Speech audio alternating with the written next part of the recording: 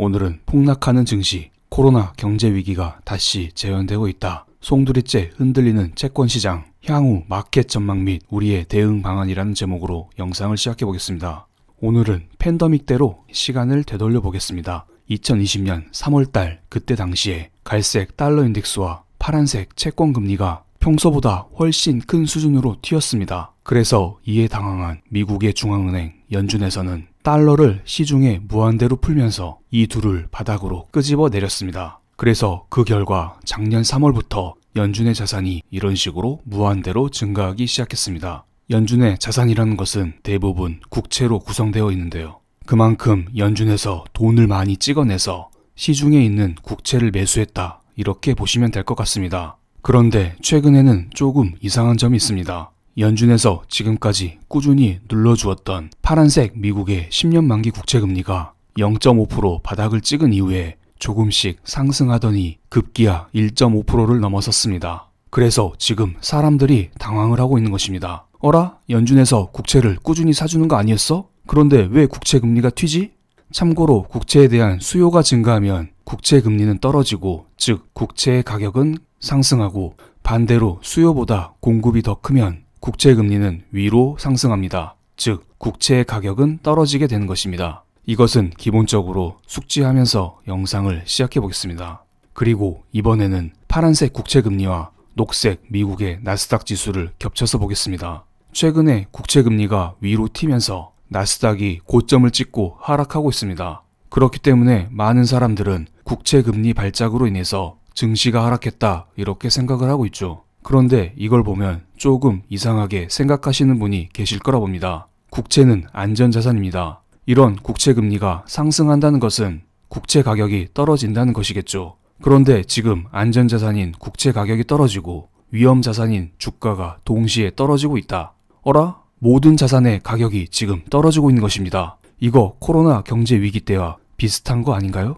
지금은 무언가 정상적인 상황이 아니라고 생각하실 수 있습니다. 그럼 평소에는 어땠는지 한번 체크해 보겠습니다. 2018년 말 그리고 2019년 말 이때를 살펴보겠습니다. 이때는 국채 금리가 떨어질 때 주가가 떨어집니다. 즉 안전자산인 국채의 가격이 올라가면 위험자산인 주가는 떨어지게 되는 것입니다. 미국 역사를 봤을 때 대체적으로 국채 금리와 주가는 비슷한 방향으로 움직이고 있습니다. 물론 경제가 엄청 좋았을 때에는 국채 금리와 주가가 동시에 오르는 경우도 있긴 합니다. 그런데 현재 상황은 조금 다르죠. 파월 연준 의장은 지금의 고용 시장이 매우 좋지 않다. 경기 회복이 오긴 오겠지만 그것은 일시적인 인플레에 불과할 것이다. 이런 말을 꾸준히 강조를 하고 있습니다. 즉 지금의 경기 회복은 불안하다, 이런 것을 의미하겠죠. 그래서 많은 사람들이 지금 경제가 좋지 않은데 이렇게 국채 금리가 오르기 때문에 무언가 불안해서 주가가 떨어진다. 그리고 최근 영상에서도 제가 말씀을 드렸지만 S&P 500에 상장된 기업들의 평균 배당률이 1.5%인데 국채 금리가 이와 비슷해서 주식의 매력도가 떨어진다. 그리고 국채 금리가 오르면 연준의 유동성 축소의 가능성도 있다. 이런 이야기도 조금씩 드렸었는데요. 이건 솔직히 잔챙이 같은 이슈고요. 지금의 국채금리 상승이 주가 하락을 불러오는 메커니즘은 아래와 같습니다.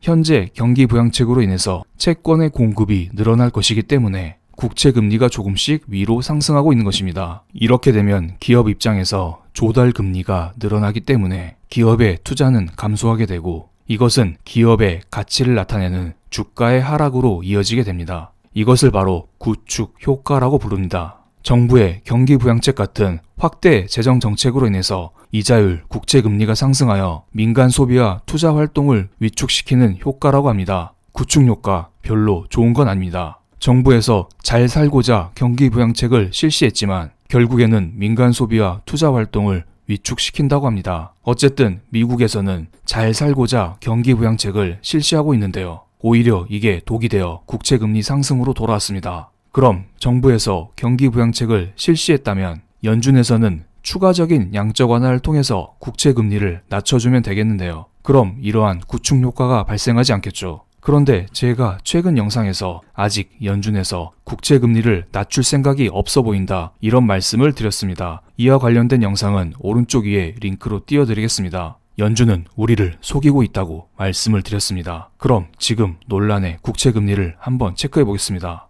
연준의 추가적인 양적 완화가 없으면 국채금리가 무한대로 올라갈까요? 제가 볼 때 연준의 추가적인 양적 완화가 없더라도 이러한 국채금리가 무한대로 올라갈 수는 없습니다. 국채 역시 수요와 공급의 법칙에 의해서 움직이기 때문에 국채금리가 오르면 이 정도 국채금리를 주면 난 나의 돈을 투자할 수 있어. 이런 생각을 가지면서 국채를 매수하려는 사람이 늘어날 것이기 때문입니다. 참고로 코로나 이전에 국채금리가 1.5에서 2% 이 사이 정도였습니다. 어떤 사람들은 지금의 국채금리 1.5%에서 만족하고 국채를 매수할 것이고요. 어떤 사람들은 아니야, 코로나 이전으로 돌아가면 국채금리가 2%까지는 올라가겠지. 난 그때 살 거야. 이런 생각을 할 수도 있습니다. 그래서 1.5%, 2% 이 정도 사이에서는 나름 국채금리의 저항대라 보고 있습니다. 만약에 이런 식으로 국채금리에 대한 매수 수요가 생기면 국채금리를 낮추는 역할을 해줄 것이고요. 그런데 앞으로 경기 부양책이 실시되면 시중의 채권은 더욱더 많이 풀릴 것이고, 그런데 여기에서 연준은 국채를 추가적으로 사주는 액션을 취하고 있지 않으니 사람들은 눈치만 보고 있는 것입니다. 눈치 게임을 하는 것이죠. 도대체 연준이 국채를 언제 더 사주지? 그때 맞춰서 나도 국채를 더 살 텐데, 이런 생각을 하는 것입니다. 그런데 이런 상황 속에서 문제가 하나 더 생겼습니다. 이번에는 미국의 10년물 국채금리와 2년물 국채금리를 동시에 플라팅해봤습니다. 오른쪽 아래 빨간색으로 동그라미를 쳤는데요. 비교적으로 연준에서 조절 가능한 상대적인 단기 채권인 2년물 국채금리가 위로 툭 튀었습니다. 이 정도면 사람들은 연준의 추가 양적 완화에 대해서 의구심을 표시하고 있다. 무언가 양적 완화가 제대로 이루어지고 있지 않다. 이런 생각을 할 수도 있을 거라 봅니다. 하지만 다행히도 그 다음날 바로 2년물 금리는 진정되는 모습을 보여주고 있습니다. 10년물 금리 역시 이와 함께 1.4%로 뚝 떨어졌습니다. 연준에서 딱히 무슨 발언을 한 것 같진 않는데 채권 금리가 하도 오르니 눈치 게임을 하던 사람들이 채권 매입에 나선 것으로도 볼 수 있습니다. 그런데 여기에서 하나 신경 쓸 게 있습니다. 오른쪽에 달러 인덱스를 그렸는데요. 채권과 함께 대표적인 안전자산인 달러 인덱스가 위로 훅 튀었습니다. 안전자산인 채권의 가격은 상승했고 또한 달러의 가격 역시 상승했던 것입니다. 이것은 안전자산에 대한 수요 증가로 볼 수 있습니다. 그리고 이벤트로 말씀드리면 현지 시각으로 2월 26일 경기 부양책에 대한 하원 표결이 있습니다. 아마도 이 영상이 올라갈 때쯤이면 이미 통과가 됐을지도 모르겠습니다. 하지만 앞으로 이러한 부양책이 하원을 통과하고 다음 주 상원까지 통과해야 되기 때문에 부양책이 한 번에 통과되기에는 어려울 수 있다. 부양책이 후퇴될 수 있다. 이런 생각으로 안전자산에 대한 선호도가 커진 것으로 볼 수도 있습니다. 또한 시중의 악재를 하나 체크해 보겠습니다. 3월 3일에서 4일까지 주요 산유국들의 협의체인 오펙 플러스 회의에서 원유의 증산 가능성이 커지고 있습니다. 지금은 코로나 경제 위기 때문에 주요 산유국들이 감산 합의를 하면서 원유를 조금씩 생산하고 있습니다. 그런데 지금 유가가 꽤 올라왔잖아요. 그러니까 산유국들 입장에서는 판매 단가가 올라간 상태입니다. 그럼 그들은 감산이 아니라 증산을 하면서 조금 더 수익을 챙겨가고 싶을 것입니다. 그런데 이런 식으로 원유에 대한 공급이 늘어나게 되면 공급 증가로 인한 국제 유가는 떨어질 것으로 보입니다. 그래서 이를 선반영하면서 지난주 금요일 국제 유가가 아래로 뚝 떨어졌던 것입니다.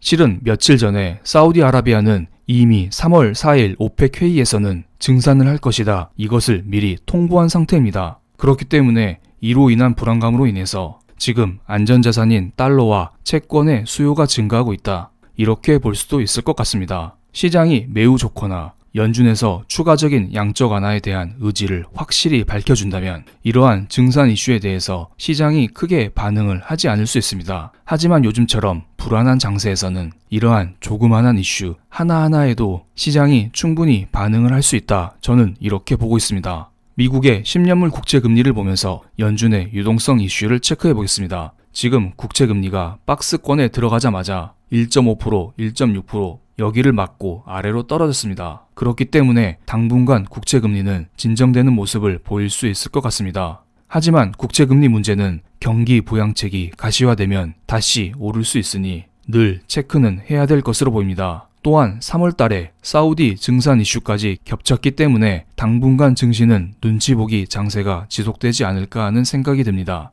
여기에서 파월 연준 의장이 추가적인 양적 완화 발언만 해주면 모든 게 해피하게 해결이 되는데 아직은 그런 제스처는 취하고 있지 않아 보입니다. 그래도 제가 볼 때는 이렇게 흔들리는 국채금리, 그리고 앞으로 다가올 1.9조 달러 규모의 경기부양책, 이러한 부양책을 시장에서 흡수하기에는 매우 힘들 거라 봅니다. 연준의 추가적인 양적 완화는 나올 수밖에 없습니다. 즉, 지금의 유동성 장세는 끝나지 않았습니다. 앞으로 유동성은 더욱더 공급이 될 거라 봅니다. 실제로 지금 연준은 한 달에 1200억 달러 규모의 양적 완화를 꾸준히 실시하고 있고요. 우리가 느끼지 못하고 있을 뿐입니다. 그럼 오늘 영상은 여기에서 마치겠습니다. 증시에 대한 상세한 분석들은 멤버십 게시판을 통해서 날마다 말씀을 드리고 있으니 관심 있으신 분들은 함께 해주시면 감사하겠습니다. 감사합니다.